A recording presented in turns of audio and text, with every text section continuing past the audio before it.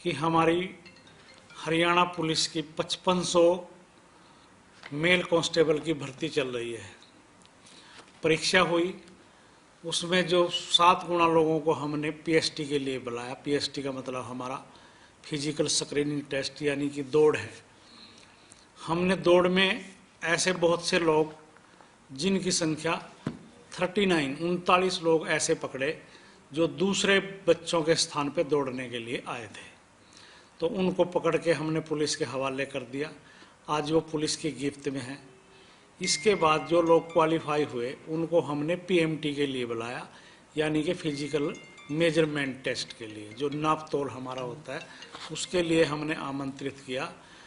और हम बहुत हैरान हुए कि इसमें भी लगभग 63 लोग अभी 20-21 तारीख तक ये इवेंट चलेगा, मगर आज 11 तारीख है, आज तक 63 लोग ऐसे पकड़े गए जो फर्जी कैंडिडेट थे, यानी कि उनकी परीक्षा किसी और ने दी थी। आज वो बायोमेट्रिक, सीसीटीवी और वीडियोग्राफी के माध्यम से हमारी पकड़ में है। उन सब की सूची हमने हरियाणा पुलिस के डीजीपी साहब को दे दी है और पुलिस ने कार्रवाई शुरू कर दी। काफ़ी बड़ी मात्रा में लोगों को गिरफ्तार भी कर लिया है।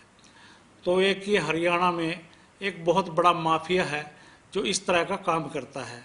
हमने और पूछताछ में, पुलिस की पूछताछ में हमारे सामने बहुत ही हैरत अंगेज जो है वो तथ्य सामने आए। कुछ बच्चे तो ऐसे हैं जिनको ये भी नहीं पता कि हमारी परीक्षा किसने दी थी या दौड़ लगाने के हमारे स्थान पर कौन आया था। वो सिर्फ दलालों के चंगुल में हैं और दलालों ने 10 लाख से 15 लाख रुपए लेकर उनको झांसे में दे रखा है कि हम पूरी प्रक्रिया आपकी पूरी करा के पुलिस में भर्ती कराएंगे। तो ऐसे सभी जो अवांछित लोग थे, असामाजिक तत्व थे, वो आज हमारी गिरफ्त में हैं और अगले 10 दिन में भी हमारी गिरफ्त में आने वाले हैं।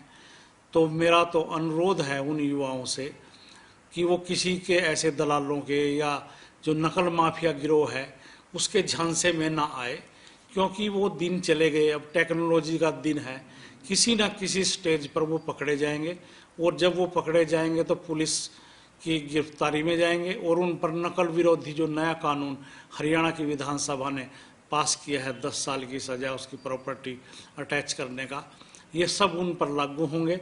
मैं नहीं चाहता कि हमारे हरियाणा के युवा इस तरह के लोगों के चंगुल में आए कर अपना भविष्य खराब करें और वो अगली परीक्षाओं से भी वंचित रहें। साथ साथ उन बच्चों को तो मैं आग्रह करना ही चाहता हूँ, दूसरे जो समाज के जागरूक युवा हैं और मेरिटोरियस बच्चे हैं, मेहनत कर रहे हैं, और समाज के जो दूसरे लोग हैं उनसे भी मेरा अनुरोध है, अगर उनकी जानकारी में भी कुछ ऐसे लोग हैं कि किसी की परीक्षा किसी और ने दी थी, तो वो चुपचाप पुलिस को या मेरे को उनका नाम बताएं। मैं उनकी जो है कोई आइडेंटिटी लीक नहीं करूंगा और अपने तरह से कार्रवाई करेंगे। हमारे आयोग का पूरी तरह से ये प्रयास है कि ऐसे गलत मानसिकता के लोग पुलिस में जो अभी से गलत तरीके अपनाकर भर्ती होना चाहते हैं, अगर वो पुलिस में भर्ती हो गए तो उनका अंदाज़ा लगाया जा सकता है कि वो कैसे काम करेंगे। तो ऐसी मानसिकता के एक भी व्यक्ति को मैं अपने तरीके से सिलेक्शन जोन में नहीं जाने देना चाहूँगा, चाहे इसके लिए मैंने कानूनी लड़ाई लड़नी पड़े, हाई कोर्ट में जाना पड़े। तो मैं सभी ऐसे लोगों से आग्रह करूँगा कि अगर उनके जानकारी में भी है तो वो हमारे को बताएं और बच्चे बिल्कुल भी किसी लालच में ना आए और अपनी जो योग्यता के आधार पर उनको नौकरी मिलेगी वो अपनी पूरी तैयारी करें और उनकी योग्यता को इग्नोर नहीं किया जाएगा। इफ हैंड बट छोड़कर अपनी तैयारी करें, क्योंकि ऐसे सारे लोग एक न एक दिन पुलिस की गिरफ्त में होंगे, ये मेरा पूरा विश्वास है। सर, आने वाले टाइम में आयोग और भी पेपर लेना, जो जैसे आपकी सूची पहले बताया था आपने, तो अब जैसे कोरोना फैल रहा है तो अब आपकी आगे क्या प्रतिक्रिया रहेगी उन? अभी सरकार ने कल ही एक बहुत बड़ा निर्णय लिया है कि जो हमने पद विज्ञापित कर दिए थे, जिनके हमने आवेदन मांग लिए थे और जिनकी परीक्षाओं का शेड्यूल हमने डाल भी दिया था लगभग, जैसे ग्राम सचिव पटवारी, कैनाल पटवारी, फीमेल सुपरवाइज़र, कुछ इलेक्शन के कानून को, नायब तहसीलदार, सब इंस्पेक्टर कोऑपरेटिव, इन तरह की हमने परीक्षाओं का शेड्यूल एक तरह से बना लिया था। तो सरकार ने अभी फैसला लिया है कि ये सारी परीक्षाएं अभी रद्द कर दी गई हैं और इन पदों को हमने विभागों को वापस कर दिया है। अब जो सारी परीक्षाएं होंगी, जिन भी पदों के लिए होंगी, वो CET के बाद होंगी, यानी कॉमन एलिजिबिलिटी टेस्ट। जो लोग क्वालिफाई करेंगे, जो युवा क्वालिफाई करेंगे, वो ही अगली परीक्षा में बैठेंगे। और नए सिरे से जो सरकार ने क्राइटेरिया बनाया है, सोशो इकोनॉमिक के नंबर 10 से 5 किए हैं, और जो विवाहित हमारी बहनें या बेटियां हैं, उनका पेरेंटल मतलब पैतृक वो ना देख के ससुराल पक्ष देखा जाएगा।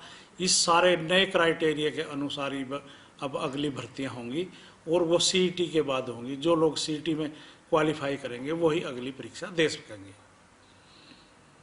हमसे जुड़े रहने के लिए हमारे YouTube चैनल को सब्सक्राइब करें और नई वीडियो की नोटिफिकेशन के लिए बेल आइकॉन को दबाएं। अगर आप ये वीडियो Facebook पर देख रहे हैं तो लाइक जरूर करें और ज्यादा से ज्यादा शेयर करें। धन्यवाद।